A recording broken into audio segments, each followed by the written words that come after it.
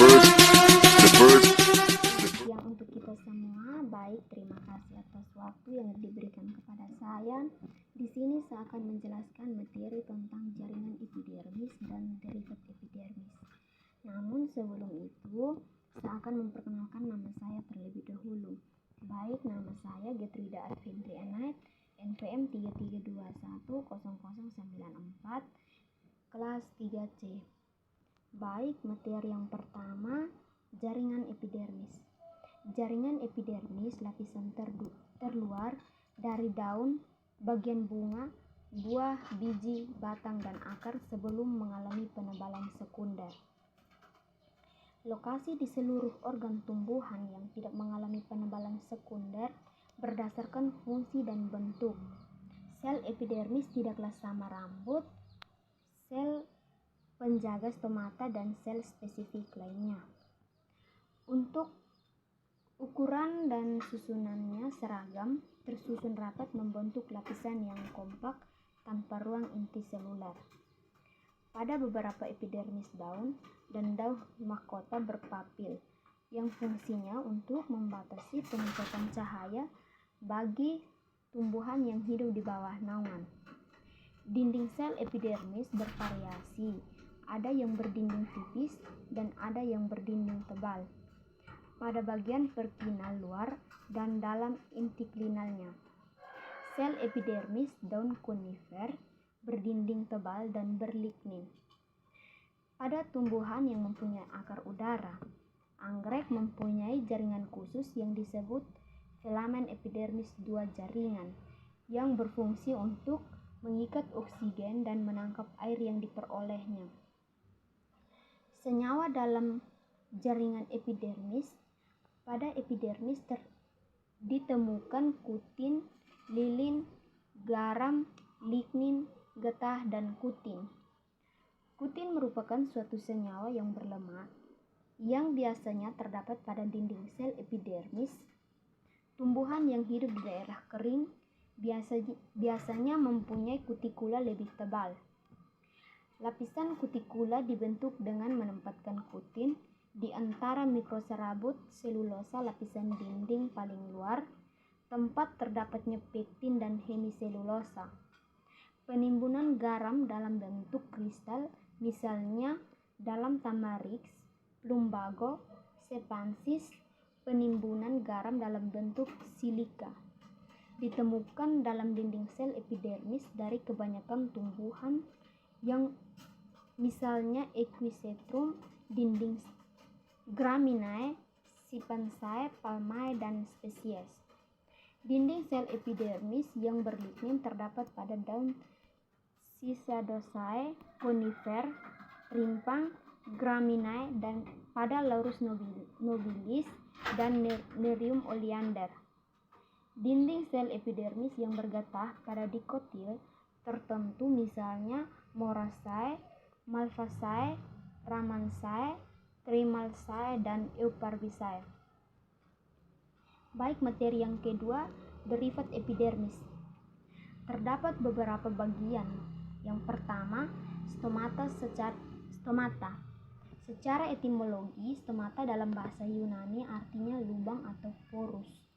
Stomata adalah lubang-lubang yang terdapat pada epidermis yang dibatasi oleh dua buah sel penutup atau sel penjaga.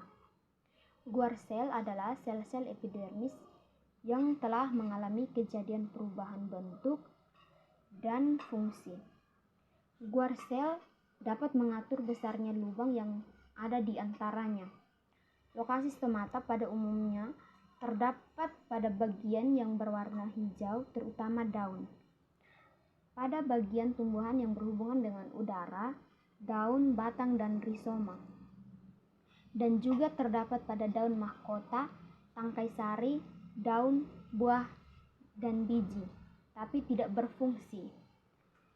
Sebaran stomata bervariasi tersebar, tidak teratur.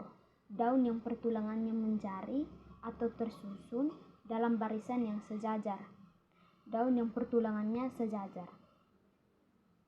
Secara morfologi, ada 4 utama stomata dan satu tipe tambahan pada dicotyledon berdasarkan susunan sel epidermis yang berkaitan dengan sel penjaga. Yang pertama, anomostik. Sel penjaga dikelilingi oleh sejumlah sel tertentu yang tidak berbeda dengan sel epidermis lain maupun dalam bentuk ukuran. B. Anisotik. Setiap sel penjaga dikelilingi oleh 3 sel tetangga yang ukuran tidak sama. C. Diasitik. Sel penjaga dikelilingi oleh 2 sel tetangga dengan posisi tegak lurus. D. Parasitik. Sel tetangga sejajar sepanjang sel sumbu dan sel penjaga. Aktinositik. Sel penjaga dikelilingi oleh lingkaran sel yang menyebar dalam radius. B. Trikoma. Trikoma semua tambahan uniseluler maupun multiseluler pada epidermis, struktur lebih pasif seperti kutil, beberapa struktur sekresi daun duri yang berdiri atas jaringan epidermis maupun subepidermis. Fungsi trikoma memperbesar fungsi epidermis sebagai jaringan pelindung, sebagai alat penghisap air dan garam-garam tanah, sebagai pelindung tumbuhan dari gangguan luar, sebagai alat penerus rangsang dari luar sebagai alat ekskresi. Trikoma berdasarkan ada tidaknya kelenjar dibedakan menjadi 2 bagian. Yang pertama, trikoma non-glandular dan yang kedua, trikoma glandular. Yang pertama, trikoma non-glandular terbagi menjadi 4 bagian, yaitu rambut yang uniseluler, yang kedua, rambut squamiform, yang ketiga, rambut multiseluler, yang keempat, rambut kasar. Yang kedua, trikoma glandular terbagi menjadi 7 bagian, yaitu trikoma hidatoda, trikoma sekresi garam, trikoma sekresi nektar, trikoma sekresi terpentin, trikoma sekresi lendir polisakarida, kolatera, yang ketujuh, rambut gatal pada urtika. C. Sel buliform atau sel kipas terdapat pada monocotyledon, bentuk sel seperti gelembung, lokasi pada permukaan daun secara menyeluruh atau terbatas, hanya pada bagian yang melengkung di antara tulang daun, mengandung banyak air dan tanpa atau hampir tidak mengandung klorofil. Fungsi berkaitan dengan proses pembukaan gulungan daun seperti yang terdapat pada tunas. Litosit. Sel yang dindingnya mengalami penebalan secara sentripetal. Penebalan disebut sistolit secara sekretori yang mengandung enzim mirosin, memberi warna merah pada uji Milon, warna jingga pada larutan orsein, dan konsentrasi asam hidroklorik dapat dijumpai pada Archaceae, Moraceae, Urticeae, dan Cucurbitaceae, contohnya pada pohon karet. Sekian penjelasan dari saya. Terima kasih, selamat siang.